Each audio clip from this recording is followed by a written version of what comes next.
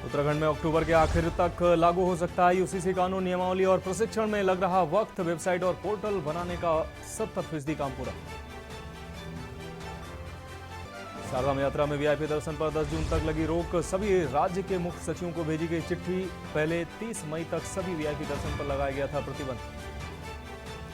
नहीं बुझ रही उत्तराखंड के जंगलों में लगी आग। प्रदेश के अलग अलग हिस्सों में धधक रहे जंगल। ऋषिकेश में गोहरी फॉरेस्ट रेंज के जंगलों में लगी भीषण आग। रुड़की में गर्मी ने तोड़ा रिकॉर्ड। लू की चपेट में आने से 5 बच्चे समेत 11 लोग अस्पताल में भर्ती। नैनीताल में अचानक हुई ओलावृष्टि से लोगों को गर्मी से मिली राहत। मौसम में अचानक बदलाव के साथ गिरे ओले। मौसम विभाग ने बारिश की जारी की चेतावनी। और गंगोत्री हाईवे पर डबरानी के पास चट्टान टूटने से हादसा। 1 की मौत, 5 लोग घायल, 3 को किया गया एयरलिफ्ट। आप देख रहे हैं के न्यूज़, खबरों का सारथी। नमस्कार, उत्तराखंड की खबरों के साथ मैं हूं मनोज मानस और अब खबरें विस्तार से। सितारगंज के बिजली चौराहे पर बढ़ते तापमान से राहगीरों को कुछ गर्मी से राहत दिलाने के उद्देश्य से छबील लगाकर शरबत का वितरण किया गया। छबील पर आने जाने वाले लोगों ने मीठा एवं ठंडा शरबत पीकर अपनी प्यास बुझाई।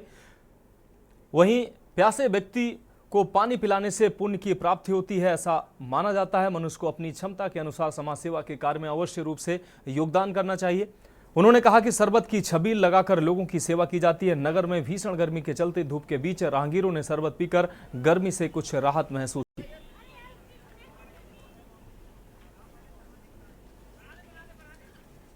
यहाँ आसपास के समुदाय के लोगों ने मिलकर यहाँ पे पानी के शरबत बांटा जा रहा है, जिसकी वजह से आने जाने वाले लोगों को बहुत ही राहत की सांस मिली है। इसकी वजह से अब हम देख रहे हैं आपके सामने चौराहा पूरा घेर रखा है। आसपास के लोगों ने इसमें मिलकर सहयोग किया है। बहुत हाई है।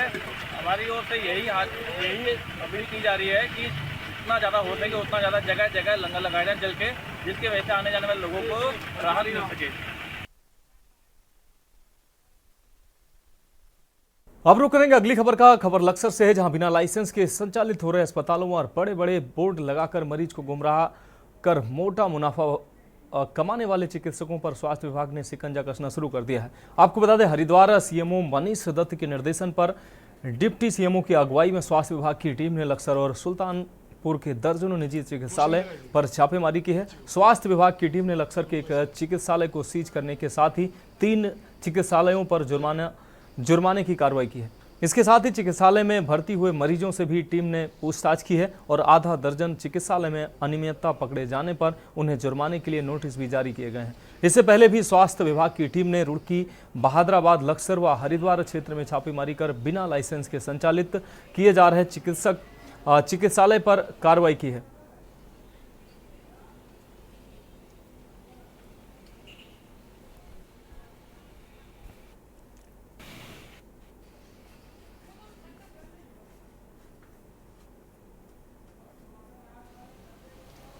कल बच्चों की ओपीडी में 40 से 50 बच्चे टोटल मतलब आए थे दिखाने के लिए, जिसमें से 10 में लू के लक्षण काफ़ी ज़्यादा थे। उनमें से 10 को ही भर्ती करने के लिए कहा गया था, परंतु 5 बच्चे ही भर्ती हुए, बाकी लोगों ने भर्ती होने से मना कर दिया। और उधर इमरजेंसी के अंदर भी काफ़ी गर्मी से मेनली उल्टी और नोजिया करके पेशेंट्स काफ़ी आ रहे हैं, तो सभी को भर्ती करके उपचार उनका किया जा रहा है। किस तरह के लक्षण से देखने को मिल रहे हैं? मेनली तो उल्टी ज़्यादा लग रही हैं, लूज मोशंस लग रहे हैं, वाटरिंग, उनको घबराहट हो रही है, डिहाइड्रेशन में पेशेंट आ रहे हैं। तो बहुत ज़्यादा डिहाइड्रेशन नहीं है, माइल्ड से मॉडरेट डिहाइड्रेशन में है, तो सभी का भर्ती कर उपचार किया जा रहा है। हमने हमारे सचिव महोदय के द्वारा पूर्व में ही 1 महीना पूर्व ही उन्होंने इसमें हीट स्ट्रोक के बारे में अलर्ट कर दिया था, तो सभी चिकित्सा अधिकारियों व कर्मचारियों को हम लोगों ने उसी समय ही सबको अलर्ट मोड पे कर दिया था कि कोई भी पेशेंट लू लगा हुआ या डिहाइड्रेशन में आता है या गर्मी हीट स्ट्रोक का आता है, तो तत्काल उसका अच्छे से अच्छा उपचार उसके अंदर दिया जाए। अगली खबर का खबर लक्सर से, जहां बिना लाइसेंस के संचालित हो रहे अस्पतालों व बड़े बड़े बोर्ड लगाकर मरीज को गुमराह कर मोटा मुनाफा कमाने वाले चिकित्सालयों पर स्वास्थ्य विभाग ने शिकंजा कसना शुरू कर दिया है।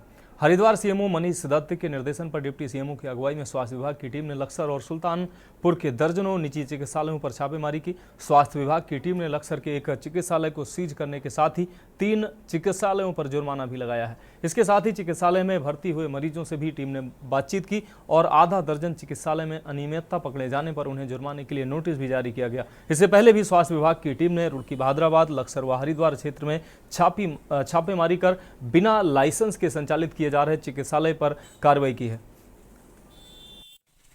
सीएमओ साहब के निर्देशन में कुछ जांचें हमारे पास हैं। मेरठ नर्सिंग होम और भी बेसिडी में एक हमने क्लिनिक को बंद किया, सीएम पोर्टल पर उसकी शिकायत थी।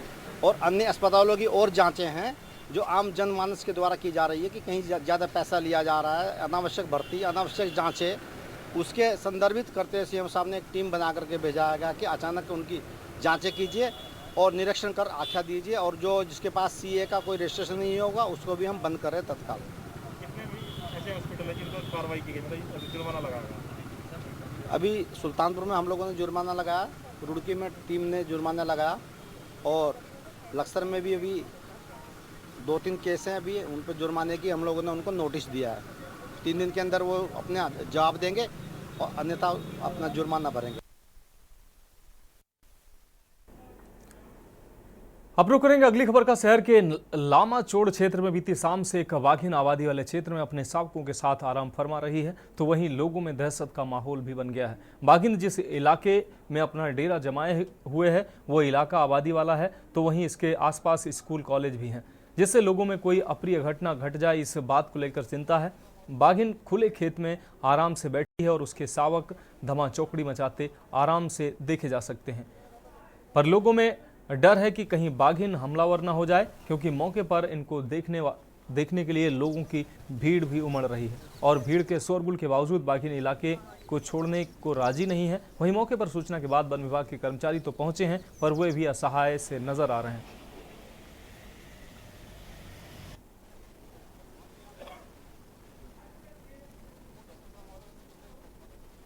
पहले आते हैं निकल जाते हैं, चलो रुकते नहीं थे। ये बाधन उसने एक अड्डा जमा के बैठ गई है और बिल्कुल रोड के बिल्कुल किनारे, जिससे बहुत ज़्यादा इस समय खतरा महसूस किया जा रहा है, क्योंकि ये कल करीब 4 साढ़े 4 बजे की घटना है। जब से लोगों ने इसको देखा है, एक ने दूसरे को बताया, दूसरे ने तीसरे को बताया, उसे पता लगा, हमें भी पता लगा।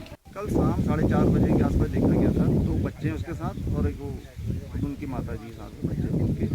और कल शाम भी फॉरेस्ट की टीम आई थी, रात भर 2-2:30 बजे तक यहाँ बैठे रहे, भगाने की कोशिश की गई, परंतु वो नहीं भागी। यहाँ आज सुबह से भी यहीं हो, बच्चे भी उनके यहीं हैं और उनकी माता जी भी यहीं हैं, साथ ही बैठे हुए हैं। और फॉरेस्ट की टीम भी, वन विभाग की टीम भी सब यहीं है। गया बाघ है और रेंजर साहब की रेस्क्यू टीम आ रही है, उनको सूचना दी गई है। बताना गाँव में भय का माहौल है, डर फैला हुआ है, जल्द बाघ को पकड़ के रेस्क्यू करेगा। अब बात करते हैं अगली खबर की। भारतीय किसान यूनियन के राष्ट्रीय प्रवक्ता राकेश टिकैत सैकड़ों कार्यकर्ताओं के साथ मंगलौर क्षेत्र के मन्नाखेड़ी गांव में आयोजित जनसभा में पहुंचे। आपको बता दें, जनसभा में पहुंचे राकेश टिकैत का किसानों ने जोरदार स्वागत किया। उत्तराखंड में किसान संगठन को मजबूत करने के लिए राजनीतिक किसान यूनियन संगठन के सैकड़ों कार्यकर्ता भारतीय किसान यूनियन टिकैत में शामिल हुए। जनसभा में किसानों ने कहा कि सरकार उत्तराखंड किसानों का शोषण करने में जुटी हुई है। सरकार किसानों की फसलों का उचित मेहनताना नहीं दे पा रही है। पिछले वर्ष जनपद हरिद्वार में आई आपदा ने किसानों की कई हजार एकड़ फसल पूरी तरह बर्बाद कर दी थी, लेकिन सरकार ने किसानों की कोई सुध नहीं ली और न ही मुआवजे के नाम पर किसानों को कुछ मिला है, सिर्फ भ्रमित किया गया है।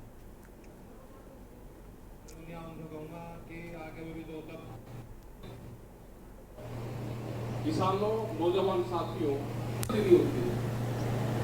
किसानों को मजबूत करो, एक आंदोलन देश में फिर होगा।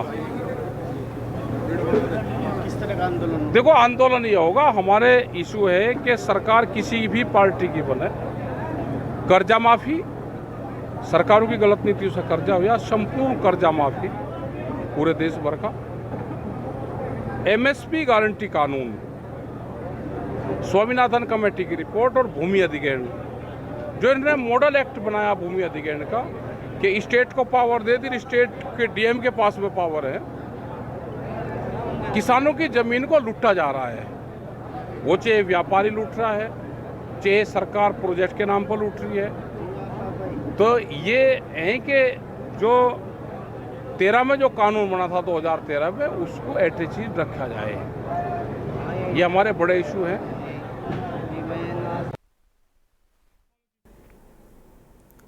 अब बढ़ेंगे अगली खबर की ओर। हल्द्वानी शहर में लगातार बिजली कटौती और पेयजल संकट को लेकर आज हल्द्वानी विधायक सुमित हृदयेश ने अपने आवास में पेयजल बिजली विभाग समेत कई अन्य विभागों के अधिकारियों के साथ महत्वपूर्ण बैठक की।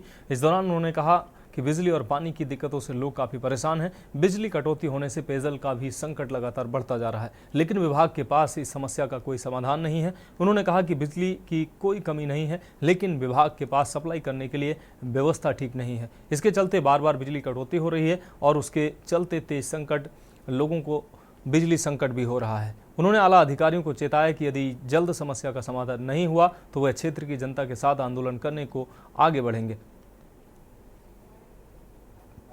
निर्देश है, देखिए सबसे पहले तो बिजली विभाग और जल संस्थान में समन्वय की बहुत बड़ी आवश्यकता है। बिजली कटती है तो पानी की सप्लाई चेन पूरी ठप हो जाती है। बिजली का ना आने का मैंने उनसे पूछा कि क्या दिक्कत है, क्या बिजली की कमी हो। बिजली की कमी नहीं है, जो फीडर लाइन इनके सब स्टेशन से जो जाती हैं वो उतना लोड नहीं झेल पा रही है। तो इसके लिए इन्होंने कोई प्रस्ताव भेज रखा है केंद्र में, 1.5 साल हो गया है लेकिन उसको, तो मैंने उनसे वो प्रस्ताव मंगाया है, उसकी आवाज़ उठाई जाएगी।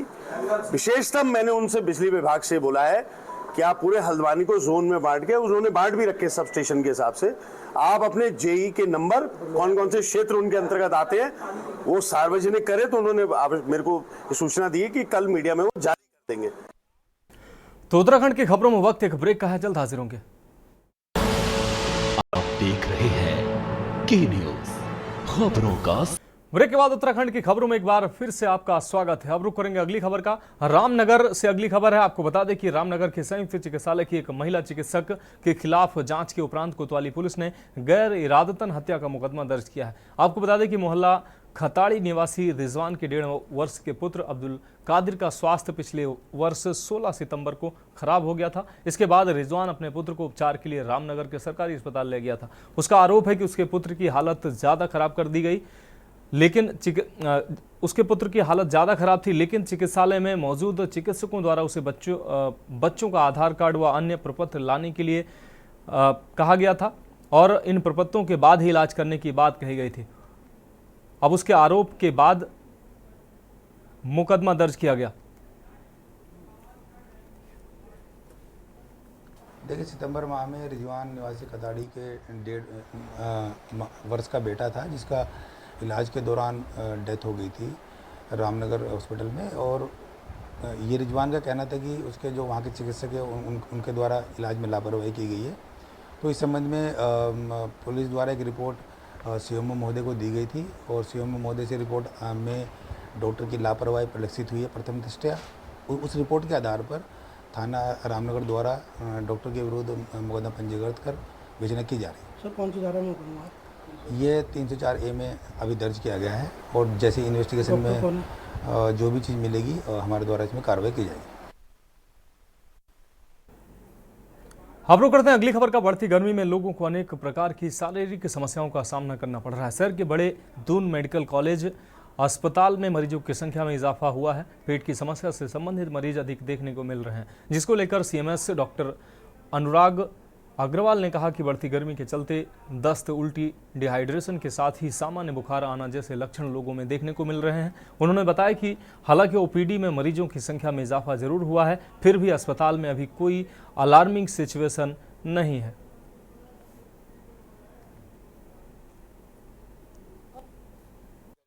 तो ऐसे में पेट खराब के मामले, जिसमें उल्टी, दस्त, डिहाइड्रेशन के मामले और एक जनरल बुखार जो मलेरिया या डेंगू के हो सकते हैं, हालांकि वो मरीज हमारे पास नहीं आए हैं, लेकिन इस तरह के बुखारों के मामले देखने में आते हैं। लेकिन अभी तक मैं बोलना चाहूँगा कि कुछ ऐसी अलार्मिंग सिचुएशन नहीं है। ज़रूर थोड़ी ओपीडी बढ़ी है, लेकिन अभी तक भी अलार्मिंग नहीं है। बाकी इसके माध्यम से बोलना चाहूँगा कि हमारा पूरा अस्पताल इस तरह की चीज़ों को टैकल करने के लिए ओपीडी और आईपीडी में पूरी तरह तैयार है। आप लोग के माध्यम से मैं पूरी पब्लिक से भी अपील करना चाहूँगा कि गर्मी है, गर्मी में आप अगर सिर्फ जानकारी आपको रहेगी तो आप बचे रहेंगे। इसमें एक तो पानी की मात्रा शरीर में बनाए रखें, बार बार पानी, नींबू शिकंजी, मट्ठा, छाछ वगैरह पीते रहें, जिससे शरीर में एक पानी की मात्रा बनी रहे। बहुत ज़्यादा तला भुना खाना या गरिष्ठ खाना जिसे बोलते हैं, या फिर फास्ट फूड, इन सबको खाने से बचें, क्योंकि ये पेट खराब भी कर सकते हैं। दूसरा, ये डिहाइड्रेशन भी आपके लिए प्रोड्यूस कर सकते हैं। इनको पचाने के लिए पानी की काफ़ी मात्रा चाहिए होती है। अब रुक करेंगे अगली खबर का। एनजीटी के निर्देशन पर नगर निगम ने नदी किनारे बसे 89 अतिक्रमणों को हटाने की कार्रवाई शुरू कर दी थी, लेकिन अब इस कार्रवाई पर फिलहाल रोक लग चुकी है। इसको लेकर नगर कमिश्नर गौरव कुमार ने बताया कि कुछ के द्वारा प्रमाण पत्र दिखाए गए थे, जिसके बाद उन्हें कार्रवाई से बाहर कर दिया गया था। शेष पर कार्रवाई जारी थी, जिसमें से 54 अतिक्रमण पर कार्रवाई हो चुकी है। शेष 20 द्वारा अपने कागजात दिखाए जा रहे हैं, जिस पर विचार किया जा रहा है और अग्रिम सत्यापन के बाद जो उचित होगा उसी के आधार पर आगे की कार्रवाई की जाएगी।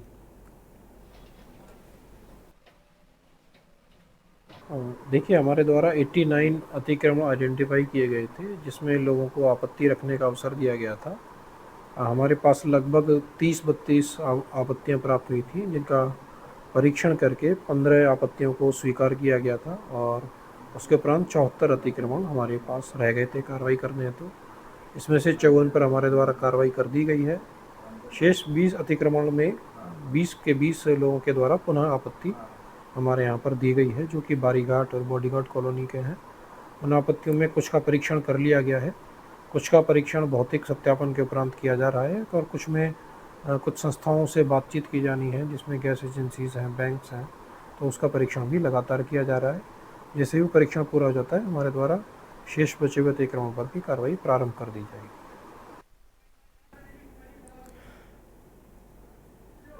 और उत्तराखंड की खबरों के बीच उत्तर प्रदेश के रायबरेली से इस वक्त की बड़ी खबर सामने आ रही है। नहीं थम रहा हीट स्ट्रोक का कहर।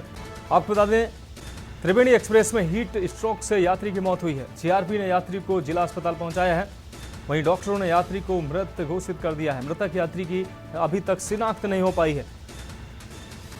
नगर कोतवाली के रेलवे स्टेशन का ये पूरा मामला है। तो रायबरेली से इस वक्त की अहम खबर, नगर कोतवाली के रेलवे स्टेशन का ये पूरा मामला है। नहीं थम रहा हीट स्ट्रोक का मामला।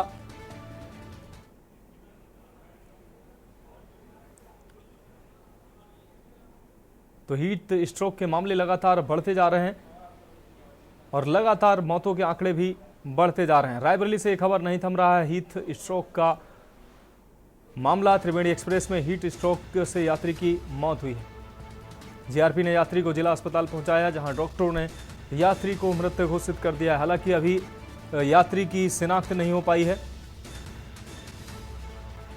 मृतक यात्री की अभी तक शिनाख्त नहीं हो पाई है। रायबरेली से अहम खबर अपने दर्शकों को दिखा रहे हैं। नगर कोतवाली के रेलवे स्टेशन का यह पूरा मामला है, जहां हीट स्ट्रोक से व्यक्ति की मौत हुई है।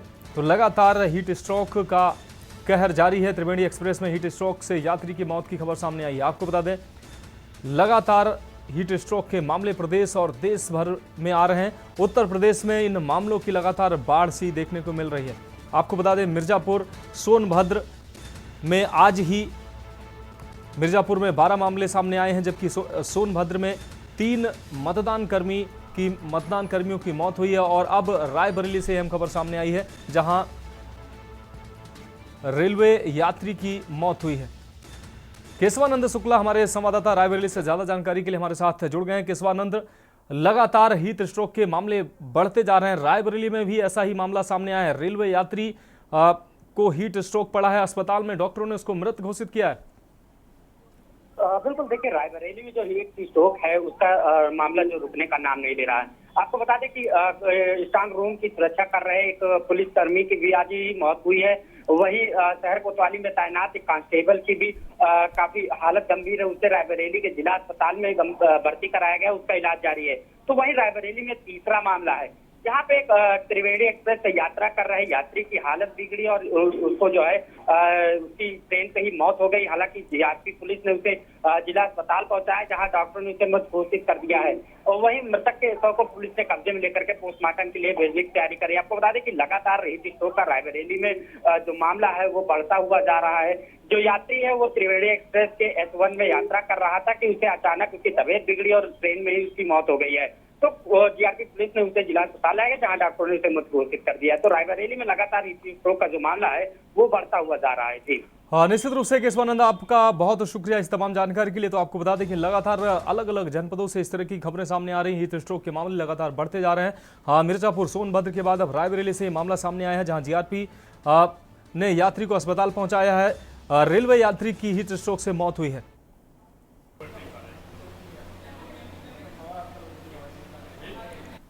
तो त्रिवेणी एक्सप्रेस में यात्रा कर रहा था ये यात्री। अभी तक इस यात्री की शिनाख्त हालांकि नहीं हो पाई है। जीआरपी ने यात्री को अस्पताल पहुंचाया, जहां डॉक्टरों ने यात्री को मृत घोषित कर दिया है। रायबरेली से अहम खबर आपको दिखा रहे हैं। हीट स्ट्रोक का एक मामला ये रायबरेली में भी सामने आया है। तो प्रदेश के अलग अलग जनपदों से इस तरीके के आज कई मामले सामने आए हैं। आपको बता दें, मिर्जापुर में 12 मतदान कर्मियों की मौत हुई है। सोनभद्र में भी ऐसे मामले आए हैं और अब रायबरेली में भी इसी तरीके का मामला सामने आया है। अब रुक करते हैं अगली खबर का। कानपुर से बड़ी खबर सामने आ रही है। आपको बता दें, सीएसए यूनिवर्सिटी के स्टोर रूम में आग की घटना सामने आई है। सूचना मिलते ही मौके पर पहुंची है फायर ब्रिगेड की गाड़ियां। दमकल की 2 गाड़ियों ने आग पर काबू पाया है। मौके पर पहुंचकर दमकल कर्मियों ने आग पर काबू पाया है। आपको बता दें, स्टोर रूम में रखा पुराना फर्नीचर जलकर राख हुआ है। आग की खबर फैलते ही लोगों का जमावड़ा लग गया। नवाबगंज थाना क्षेत्र के सीएसए यूनिवर्सिटी का यह पूरा मामला है। तो कानपुर से इस वक्त की अहम खबर, सीएसए यूनिवर्सिटी में आग की घटना सामने आई है। दमकल की 2 गाड़ियों ने मौके पर पहुंचकर आग पर काबू पाया है। स्टोर रूम में रखा पुराना फर्नीचर जलकर राख हुआ। यह अहम खबर कानपुर से आपको दिखा रहे हैं। तो सीएसए यूनिवर्सिटी के स्टोर रूम में आग की यह बड़ी घटना सामने आई है। आपको बता दें, सूचना मिलते ही मौके पर पहुंची फायर ब्रिगेड की गाड़ियों ने आग पर काबू पाया है। आपको बता दें, लोगों का जमावड़ा भी वहां लगा। दमकल की 2 गाड़ियों ने मौके पर पहुंचकर आग पर काबू पाया है। तो सीएसए के स्टोर रूम में आग की यह घटना सामने आई है, जहां स्टोर रूम में रखा पुराना फर्नीचर जलकर राख हुआ है।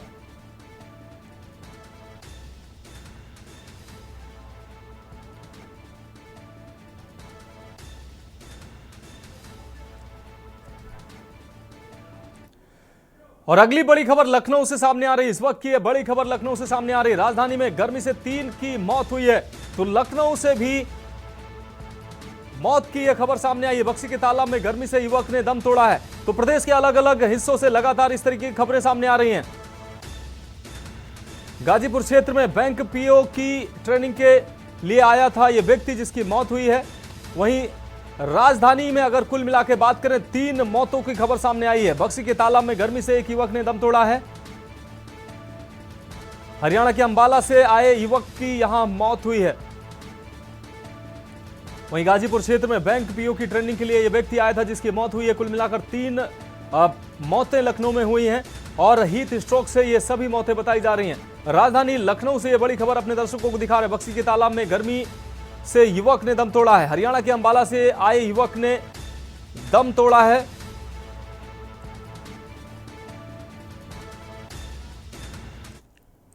तो खबरों में फिलहाल अभी के लिए मेरे साथ इतना ही। मुझे दीजिए इजाजत और आगे आप देखिए कि न्यूज इंडिया का विशेष कार्यक्रम मंथन हमारे प्रधान संपादक दुर्गेन चौहान जी के साथ। आप देख रहे हैं के न्यूज, खबरों का सारथी।